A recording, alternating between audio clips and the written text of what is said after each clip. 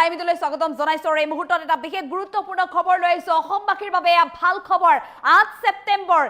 ছেপ্টেম্বৰৰ দুদিনীয়া কাৰ্যসূচীৰে অসমলৈ আহিব প্ৰধানমন্ত্ৰী নৰেন্দ্ৰ মোদী আৰু গৃহমন্ত্ৰী অমিত শাহ এই দুয়োটা দিনতে অসমবাসীয়ে বহু কেইটা বৃহৎ উপহাৰ লাভ কৰিব মেডিকেল কলেজৰ পৰা আৰম্ভ কৰি বায়ো ৰিফাইনাৰী প্ৰকল্প আৰু ৰিং ৰোড পৰ্যন্ত আৰু বহু কেইটা গুৰুত্বপূৰ্ণ উপহাৰ লাভ কৰিব অসমবাসীৰ বাবে এই বৃহৎ উপহাৰ আগবঢ়াব কেন্দ্ৰ চৰকাৰৰ তৰফৰ পৰা গতিকে হাজু হওক অসমবাসী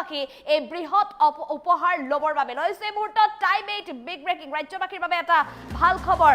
অসমলৈ আহি আছে প্ৰধানমন্ত্ৰী নৰেন্দ্ৰ মোদী গৃহমন্ত্ৰী অমিত শাহ অসমবাসীৰ বাবে কেইবাটাও ভাল খবৰ লৈ আহি আছে প্ৰধানমন্ত্ৰী আৰু গৃহমন্ত্ৰী দুদিনীয়া অনুষ্ঠানত ৰাজ্যবাসীৰ বাবে আছে বৃহৎ উপহাৰ পাঁচটাকৈ বৃহৎ উপহাৰ লাভ কৰিব এতিয়া ৰাজ্যবাসীয়ে 8 ছেপ্টেম্বৰতে ৰাজ্যবাসীয়ে পাঁচটাকৈ বৃহৎ উপহাৰ লাভ কৰিব 8 ছেপ্টেম্বৰত প্ৰধানমন্ত্ৰী নৰেন্দ্ৰ মোদী নুমলীগড়লৈ আহিব নুমলীগড়লৈ এটা বৃহৎ প্ৰকল্প উদ্বোধন কৰিব প্ৰধানমন্ত্ৰীগৰাকীয়ে দেশৰ প্ৰথমটো বায়ো ৰিফাইনাৰী প্ৰধানমন্ত্ৰীয়ে উদ্বোধন কৰিব নুমলীগড়ত দুপৰীয়া মংগলদৈত প্ৰধানমন্ত্ৰী গুৱাহাটীৰ ৰিং ৰোডৰ আধাৰশিলা স্থাপন কৰিব আৰু দৰং মেডিকেল কলেজৰো শিলান্যাস কৰিব প্ৰধানমন্ত্ৰী নৰেন্দ্ৰ মোদীয়ে ইয়া নিশ্চিতভাৱে এটা ভাল খবৰ দৰংবাসীৰ বাবে নাৰেংগী কুৰুৱা দলঙৰো আধাৰশিলা স্থাপন কৰিব প্ৰধানমন্ত্ৰীগৰাকীয়ে নিশ্চিতভাৱে ইয়া নাৰেংগীবাসীৰ বাবে গুৱাহাটী মহানগৰবাসীৰ বাবে ভাল খবৰ 8 ছেপ্টেম্বৰৰ সন্ধিয়া ভূপেন হাজৰিকাৰ জন্ম শতবাৰ্ষিকী অনুষ্ঠানত মুখ্য অতিথি হিচাপে অংশগ্ৰহণ কৰিব দুয়োগৰাকীয়ে আনহাতে গৃহমন্ত্ৰী অমিত শাহে উদ্বোধন কৰিব নৱনিৰ্মিত ৰাজভৱন দুপৰীয়া এনডিএৰ বিজয় পঞ্চায়তৰ প্ৰাৰ্থীসকলৰ সন্মিলনত অংশগ্ৰহণ কৰিব এনেধৰণে পাঁচটাকৈ বৃহৎ কাৰ্যসূচী হাতত লৈ আহিব প্ৰধানমন্ত্ৰী আৰু গৃহমন্ত্ৰী বিয়লি গোলাপৰ পৰা জন্ম শতবাৰ্ষিকী অনুষ্ঠানৰ মুখ্য অতিথি হিচাপে অংশগ্ৰহণ কৰিব আমি পুনৰ জনাইছো নিশ্চিতভাৱে অসমবাসীৰ বাবে এয়া ভাল খবৰ পাঁচটাকৈ বৃহৎ উপহাৰ প্ৰধানমন্ত্ৰী নৰেন্দ্ৰ মোদী আৰু গৃহমন্ত্ৰী অমিত শাহে আগবঢ়াব অসমবাসীৰ বাবে 8 ছেপ্টেম্বৰ খুবেই গুৰুত্বপূৰ্ণ দিন হ'ব সমগ্ৰ অসমবাসীৰ বাবে 8 ছেপ্টেম্বৰত অসমবাসীৰ বাবে পাঁচটাকৈ বৃহৎ উপহাৰ আগবঢ়াব বিশেষকৈ গুৰুত্বপূৰ্ণ যেহেতু অসমৰ প্ৰথমটো বায়ো ৰিফাইনাৰী প্ৰকল্প উদ্বোধন কৰিব দেশৰ প্ৰধানমন্ত্ৰী নৰেন্দ্ৰ মোদীয়ে নুমলীগড়ত উদ্বোধন কৰা হ'ব এই বায়ো ৰিফাইনাৰী প্ৰকল্প আৰু ইয়াৰ লগতে দৰং মেডিকেল কলেজ আৰু ৰিং ৰোড পৰ্যন্ত উপহাৰ আগবঢ়াব মুঠতে পাঁচটাকৈ বৃহৎ উপহাৰ কেন্দ্ৰ চৰকাৰ দুদিনীয়া কাৰ্যসূচীৰে অসমলৈ আহি আছে প্ৰধানমন্ত্ৰী নৰেন্দ্ৰ মোদী গৃহমন্ত্ৰী অমিত শাহ গুৱাহাটীৰ ৰিং ৰোডৰ পৰা আৰম্ভ কৰি বায়ো ৰিফাইনাৰীলৈকে ৰাজ্যবাসীয়ে লাভ কৰিব পাঁচটাকৈ বৃহৎ উপহাৰ কি কাৰ্যসূচীত অংশগ্ৰহণ কৰিব মুখ্যমন্ত্ৰী ডক্টৰ হিমন্ত বিশ্ব শৰ্মাই কৰিছে এতিয়া ডাঙৰ ঘোষণা আমি পুনৰ জনাইছো ইয়াৰ নিশ্চিতভাৱে ভাল খবৰ পাঁচটাকৈ বৃহৎ উপহাৰ লৈ অসমলৈ আহি আছে দেশৰ গৃহমন্ত্ৰী আৰু প্ৰধানমন্ত্ৰী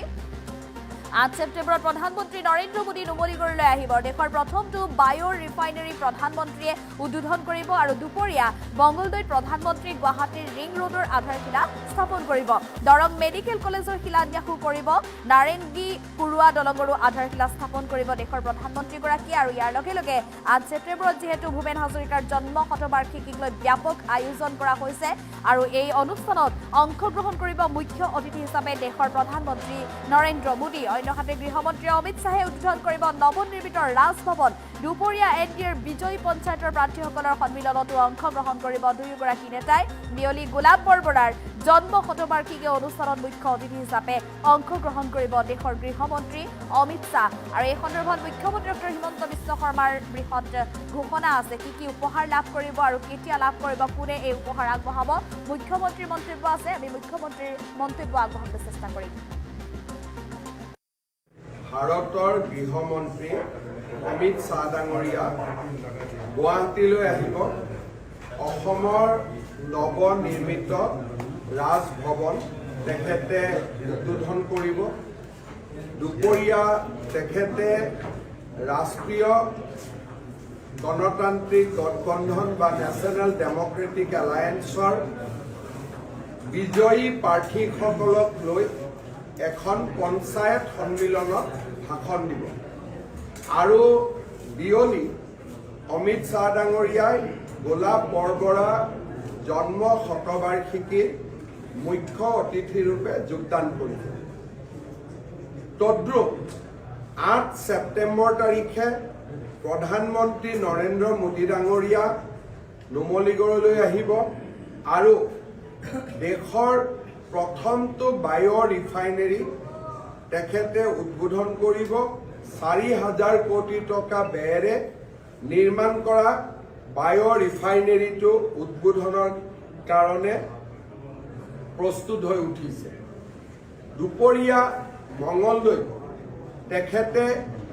গুৱাহাটী ৰিং ৰোডৰ আধাৰশিলা স্থাপন কৰিব। দৰং মেডিকেল কলেজৰ শিলান্যাস কৰিব। নাৰেংগী কুৰুৱা দলঙৰো আধাৰশিলা স্থাপন কৰিব। 8 তাৰিখে সন্ধিয়া প্ৰধানমন্ত্ৰী মোদী ডাঙৰীয়া ডক্টৰ ভূপেন হাজৰিকাৰ জন্ম শতবাৰ্ষিকী অনুষ্ঠানত মুখ্য অতিথি ৰূপে যোগদান কৰিব। যদিও এই সভা প্ৰধানমন্ত্ৰীৰ প্ৰতিখন সভা চৰকাৰী সভা, অমিত শ্বাহ ডাঙৰীয়াৰ পঞ্চায়ত সন্মিলনখনক বাদ দি আন 2খন সভাই চৰকাৰী সভা, তথাপিতো এই 2টা ভ্ৰমণ সফল কৰি তোলাৰ বাবে ভাৰতীয় জনতা পাৰ্টিৰ সাংসদ, বিধায়ক আৰু আমাৰ ৰাজ্যিক আৰু জিলাৰ বিষয়ববীয়াসকলক লৈ আজি আমি এখন গুৰুত্বপূৰ্ণ সভাত ভাগ লওঁ। সভা চলি থাকিব, অলপ ৰাতি হ'ব। চৰকাৰী কাম থকাৰ কাৰণে মই অলপ আগতীয়াকৈ বিদায় লৈছোঁ আৰু এই সভাত আমি এই 2টা ভ্ৰমণ, প্ৰধানমন্ত্ৰী ডাঙৰীয়াৰ ভ্ৰমণ আৰু গৃহমন্ত্ৰী ডাঙৰীয়াৰ ভ্ৰমণক লৈ পুংখানুপুংখভাৱে আলোচনা কৰিম আৰু আলোচনাৰ পিছত ৰাজ্যিক সভাপতি দিলীপ শইকীয়া ডাঙৰীয়াই নিশ্চয় আপোনালোকক কিবা জনাবলগীয়া থাকিলে আপোনালোকক তেখেতে ব্ৰিফ কৰিব পাৰিব। 29 তাৰিখৰ গৃহমন্ত্ৰী ডাঙৰীয়াৰ অসম ভ্ৰমণ গুৰুত্বপূৰ্ণ, কাৰণ তাৰ 6 মাহ 7 মাহ পিছতে বিধানসভাৰ নিৰ্বাচন অনুষ্ঠিত হ'ব। পঞ্চায়তৰ প্ৰতিনিধিসকলক গৃহমন্ত্ৰী ডাঙৰীয়াই দিবলগীয়া ভাষণটোৱে স্বাভাৱিকভাৱে নিৰ্বাচনৰ প্ৰাক মুহূৰ্তত এটা গুৰুত্বপূৰ্ণ ভাষণ বুলি বিবেচিত হ'ব।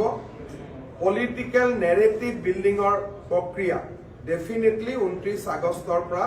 আৰম্ভ হ'ব বুলি আমি আশা কৰিব পাৰোঁ। ভাৰতৰ গৃহমন্ত্ৰী অমিত শ্বাহ ডাঙৰীয়া গুৱাহাটীলৈ আহিব। অসমৰ নৱনিৰ্মিত ৰাজভৱন তেখেতে উদ্বোধন কৰিব। দুপৰীয়া তেখেতে ৰাষ্ট্ৰীয় গণতান্ত্ৰিক গঠবন্ধন বা নেশ্যনেল ডেমক্ৰেটিক এলায়েন্সৰ বিজয়ী প্ৰাৰ্থীসকলক লৈ এখন পঞ্চায়ত সন্মিলনত ভাষণ দিব আৰু বিয়লি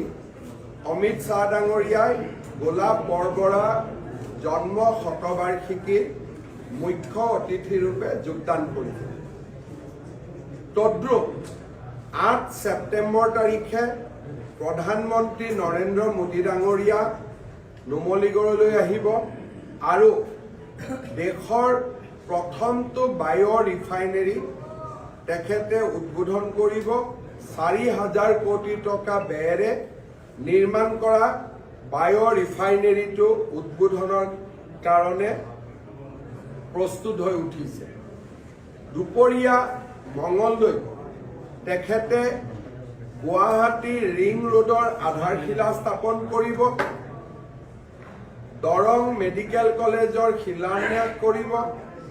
নাৰেংগী কুৰুৱা দলঙৰো আধাৰশিলা স্থাপন কৰিব। 8 তাৰিখে সন্ধিয়া প্ৰধানমন্ত্ৰী মোদী ডাঙৰীয়া ডক্টৰ ভূপেন হাজৰিকাৰ জন্ম শতবাৰ্ষিকী অনুষ্ঠানত মুখ্য অতিথি ৰূপে যোগদান কৰিব। যদিও এই সভা প্ৰধানমন্ত্ৰীৰ প্ৰতিখন সভা চৰকাৰী সভা, অমিত শ্বাহ ডাঙৰীয়াৰ পঞ্চায়ত সন্মিলনখনক বাদ দি আন 2খন সভাই চৰকাৰী সভা, তথাপিতো এই 2টা ভ্ৰমণ সফল কৰি তোলাৰ বাবে